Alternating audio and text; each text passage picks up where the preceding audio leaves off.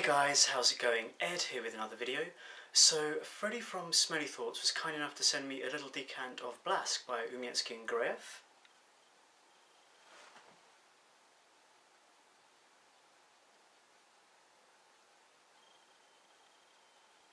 Now, Freddie is another British YouTuber here in the fragrance community.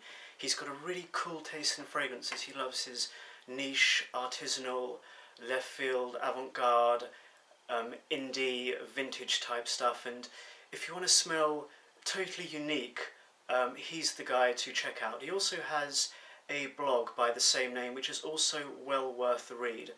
Now, seeing as he was kind enough to send me a little decant from his own personal stash, I thought I would go ahead and do a little review of it, but if we're going to do it, we're going to do it right, so that means stealing the Smelly Thoughts aesthetic. Blask has a very busy, fizzy, sweet opening to it, with a hint of citrus as well, that I think smells a bit like lime. And maybe in there too there's something like a brown sugar-esque note. Then immediately after that I get hit with something a little bit spicy that's been melded into this airy herbal bay leaf note that also has a bit of a fizzy quality to it as well. Now all of what I get in the opening few minutes starts to subside. It's still got a bit of a fizzy aura to it, but I start to pick up on the development of a minty note. Now this minty note is a little bit toothpastey, and also I get some floral notes that start to peek out as well. All of which on my skin will last for about half an hour or so. It's a really interesting opening to a very unique fragrance. The florals definitely get a little aldehydic after a while, but what that mint note does is it affords us this odd sense of freshness, which really makes the aldehydes a lot more smooth and palpable.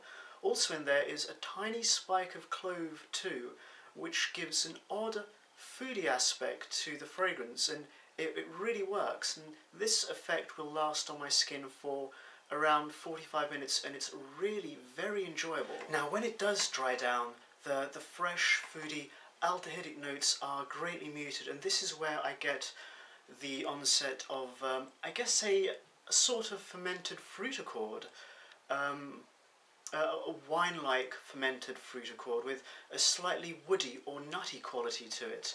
I guess what I would probably compare what I get in the dry down phase of the fragrance to would be waving a bottle of sweet wine that had been left unopened and standing on the side for a few hours. Now that might sound a little unpleasant, but trust me, it's really not. And this accord, like a lot of the fragrance, I feel shouldn't work, but does, and in the most wonderful way as well.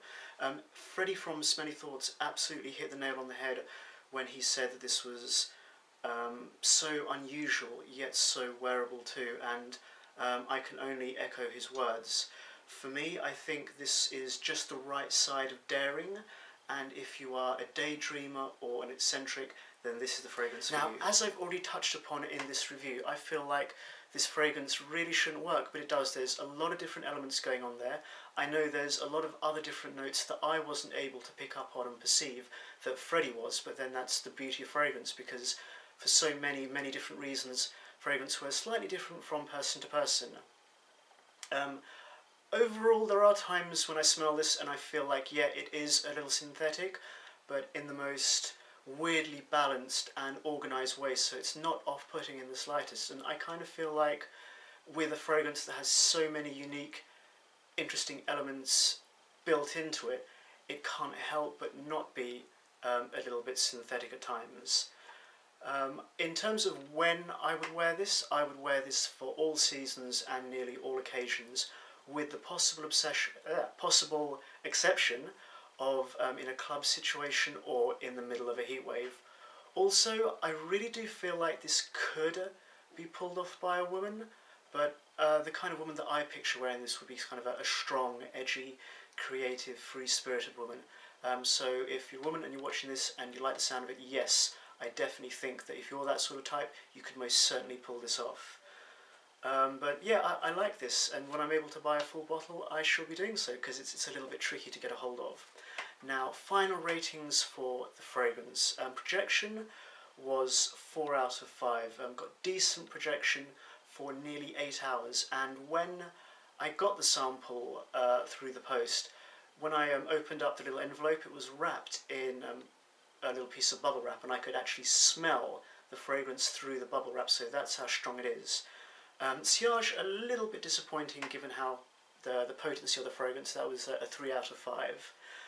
Longevity in this was good. I want to give it a 4 out of 5 because I got anywhere between 10 and 12 hours on this, so that was actually quite impressive.